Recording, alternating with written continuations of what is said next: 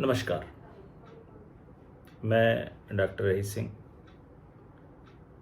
बड़े दिनों के बाद आपके साथ इस आभासिक संवाद के माध्यम से पुनः जुड़ रहा हूँ। आज का विषय है अफगानिस्तान, तालिबान। अमेरिका की पूर्ण विदाई अफगानिस्तान से जैसे जैसे उसकी तिथि निकट आ रही है, बहुत सारे सवाल मीडिया में, अंतर्राष्ट्रीय कूटनीतिक मंचों पर, राजनीतिक मंचों पर दिख रहे हैं। क्या होगा? क्या अफगानिस्तान में पुनः तालिबान काबिज होंगे, या जो इस्टेब्लिशमेंट अमेरिका ने वार इंड्यूरिंग फ्रीडम की पहली विक्ट्री के दौरान दिया था वो कंटिन्यू करेगा? यानी वहाँ पर एक जो वर्तमान सरकार है डेमोक्रेटिक, वो उस तरह से कंटिन्यू करती रहेगी।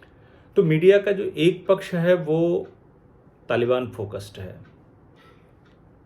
और जो दूसरा पक्ष है वो इस्टेब्लिशमेंट सेंट्रिक है। दोनों में एक फर्क है। जो तालिबान फोकस्ड है वो ये मान रहा है कि आने वाले समय में अफगानिस्तान एक ऐसे गृह युद्ध में उलझेगा जिसमें अल्टीमेट विक्ट्री जो है वो तालिबान के हाथ लगेगी। लेकिन जो इस्टेब्लिशमेंट सेंट्रिक है वो ये मान के चल रहा है कि नहीं, अफगान तालिबान अब वो तालिबान नहीं रहा जो 90 के डिकेड में हुआ करता था।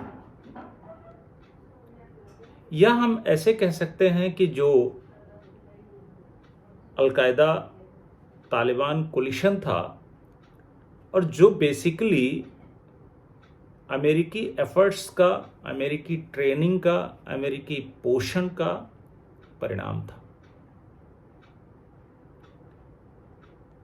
वो उसके पास ना तो वार स्ट्रेटजी रही है, ना उनके पास अब वो लीडर्स रहे हैं, ना उस प्रकार की उन्हें फाइनेंशियल सपोर्ट है।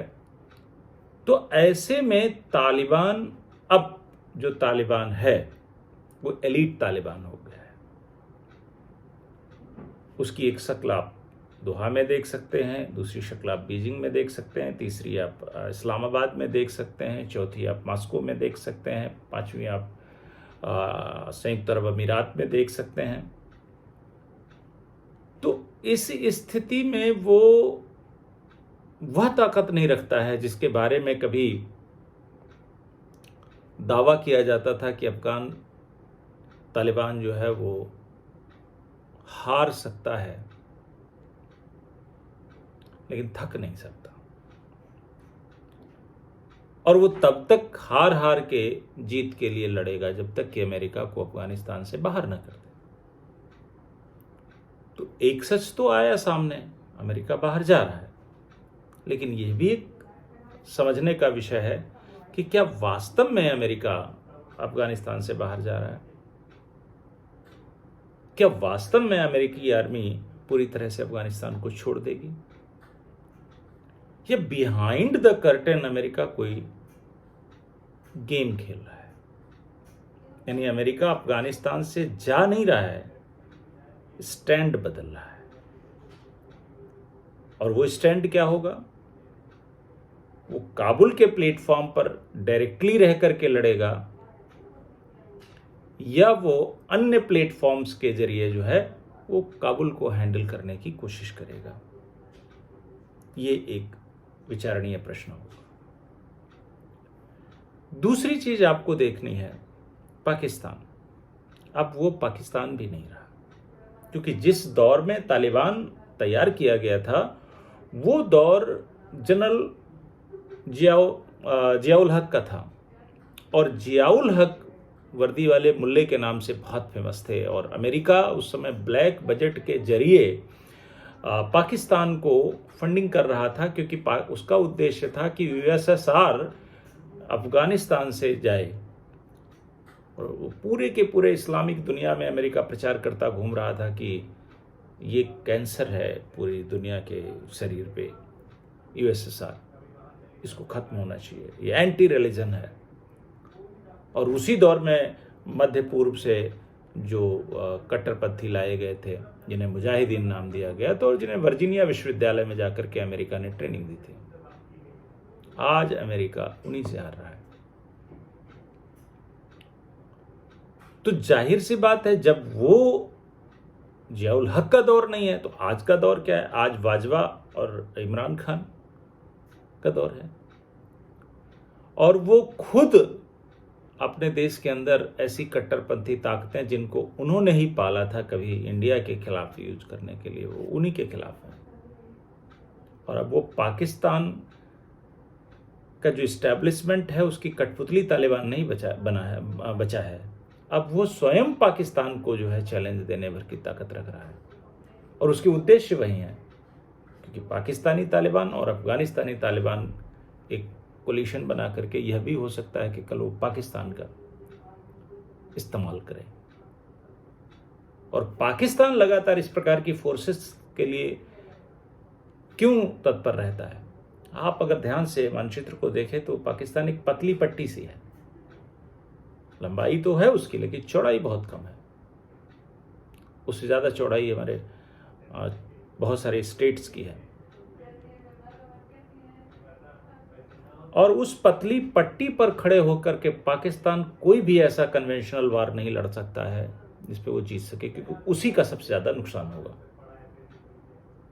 तो वो एक्सपैंड करने की सोचता है, और एक्सपेंशन किधर हो सकता है? या तो भारत की तरफ करे या अफगानिस्तान की तरफ करे। अब भारत और भारत की जो विचारधारा का समर्थन करने वाले देश हैं, उनको ये ध्यान रखना चाहिए कि अफगानिस्तान की तरफ विशेषकर जो पश्तून नेशनलिज्म है, पश्तून राष्ट्रवाद है, उसको उभारने की आवश्यकता है, क्योंकि पश्तून राष्ट्रवाद ही पाकिस्तान को चैलेंज दे सकता है। और पाकिस्तान फिर कोई एक कोशिश करेगा कि तालिबान को पश्चिमी बॉर्डर पे भारत के किसी तरह से इस्तेमाल करने का, लेकिन अब वो स्थितियां नहीं रहीं। अब कश्मीर, जहां पर वो फ्रीक्वेंटली इंटरवेंशन कर जाता था, इन्फिल्ट्रेशन कर जाता था, उसकी बैट टीम जो है वो आए दिन कुछ न कुछ हरकतें करती रहती थी, अब 370 नहीं है। तो वो जो विशेषाधिकार राज्य के थे और राज्य जो विशेषाधिकार इनको दे रहा था, वो भी खत्म हो गए। तो ऐसी स्थिति में अब वो इनका इस्तेमाल नहीं कर पाएगा। तो प्रश्न ये है कि अब होगा क्या? एक दावा किया जा रहा है, यहां तक कि यूएन ने भी किया कि तालिबान बहुत सारे जिलों पर कब्जा कर चुके हैं और वो रूरल अफगानिस्तान से अब अर्बन अफगानिस्तान की ओर मूव कर रहे हैं धीरे धीरे। उनका मेन जो टारगेट है वो काबुल टू कंधार है। बट हमको उस स्ट्रक्चर को समझना होगा कि वो रूरल अफगानिस्तान में क्यों सफल हुए। रूरल अफगानिस्तान का जो socio economic and Jio economic structure है, उस स्ट्रक्चर में तालिबान 1980 के डिकेड से लेकर अब तक जिस तरह से सोशल कनेक्टिविटी बनाए, जिस तरह से लॉ एंड ऑर्डर को उन्होंने अपने नियंत्रण में रखने की जो रूरल वहाँ की जो सुराएं थी उनके जरिए की, और जिस तरह से उसने वहाँ की न्यायिक व्यवस्था तक अपने नियंत्रण में ले ली, तो वास्तव में अफगानिस्तान में वो एक पैरेलल रूरल एस्टेब्लिशमेंट बन गए। यानी अफगानिस्तान बढ़ गया, एक अर्बन एस्टेब्लिशमेंट हो गया, एक रूरल एस्टेब्लिशमेंट हो गया, और रूरल एस्टेब्लिशमेंट जो है वो इन्हीं के पास रहा। रिमूव होने के बाद भी जब अमेरिका ने वार इंड्यूरिंग फ्रीडम की शुरुआत की 9/11 की घटना के बाद और तालिबान हारे, तो ये वहां से हटे तो, लेकिन इनकी जड़ें नहीं खत्म। वहां पर इनके लिए स्पेसेस बने रहे, तो वो स्पेस इन्होंने फिर भरने शुरू किए और कमोबेश वहां पर ये सफल रहे। लेकिन जो अर्बन अफगानिस्तान है वो इन्हें स्वीकार नहीं करेगा। और आप जो हाल की रिपोर्ट्स हैं उनको अगर देखिए तो उसमें बहुत सारे ऐसे नागरिक हैं जो पहले आर्मी में रहे हैं, जो सोवियत संघ के खिलाफ लड़े, जिनको अमेरिका ने ट्रेन किया, जिनको पाकिस्तान ने ट्रेन किया, वो आज खुद तालिबान के खिलाफ बंदूक उठाने के लिए तैयार हो गए और उठा रहे हैं, और इस शपथ के साथ कि तालिबान को सक्सेस नहीं होने देंगे। तो ऐसी स्थिति में यह निष्कर्ष निकाल लेना कि तालिबान वहां पर बहुत जल्द कोई कब्जा करने वाला है सत्ता पर, मुझे लगता है जल्दबाजी होगी। और दूसरी एक चीज है कि जो एक बड़ा परसेप्शन बिल्डअप कर दिया गया है कि पाकिस्तान आने वाले समय में अफगानिस्तान में एक डिसीजन मेकिंग की भूमिका निभा सकता है, और उसी की रणनीति के अनुसार तालिबान जो है वो चलेगा, ऐसा नहीं है। यह तो सुनिश्चित है कि अफगानिस्तान में जीत किसी की भी हो, पॉलिटिकल एस्टेब्लिशमेंट की या तालिबान की, लेकिन पाकिस्तान की हार होगी, क्योंकि पाकिस्तान बैंकरप्ट कंट्री है। वो खुद हर जगह हाथ फैला रहा है, उसके पास देने के लिए कुछ नहीं। और चीन अगर अफगानिस्तान में इंटरवेंशन करता है तो वो थ्रू पाकिस्तान या वाया पाकिस्तान नहीं करेगा, वो सीधे करेगा। और जब सीधे करेगा तो स्वाभाविक सी बात, आप देखिए वो ईरान से होते हुए और अफगानिस्तान को अपने उसमें नियंत्रण में लेगा, या उसके साथ वो पूरा का पूरा एक क्षेत्र उसके साथ लगा होगा, उसके ऊपर के और भी सेंट्रल एशियन कंट्रीज उसके साथ आ जाएंगे। तो पाकिस्तान को अलग थलग एक दिन होना है, इसलिए पाकिस्तान यहां पर मेन कैरेक्टर नहीं है। और भारत को जो आगे की पॉलिसी है वो यही देख करके चलना होगा कि यहां पर पाकिस्तान मुख्य कैरेक्टर नहीं है, मुख्य कैरेक्टर जो है वो चीन है। हालांकि भारत और चीन के भी बॉर्डर पर जो कन्फ्लिक्ट चल रहे हैं उसमें एक लंबा समय हो गया कि रिश्ते सामान्य नहीं हुए और अभी होते भी नहीं दिख रहे हैं। हालांकि दोनों तरफ से प्रयास हो रहा है, लेकिन हमें जब भी चीन के साथ आगे बढ़ना होगा तो हमें दो चीज़ें मान के कि हम एक कॉन्टिनेंटल पावर हैं, हम एक मैरीटाइम पावर हैं, और being a continental and maritime power हमको चाइना के साथ एक कोलैबोरेशन करना है, आगे बढ़ना होगा। और चाइना को वो मानसिकता छोड़नी होगी जो उसने 1962 के बाद डेवलप कर रखी है।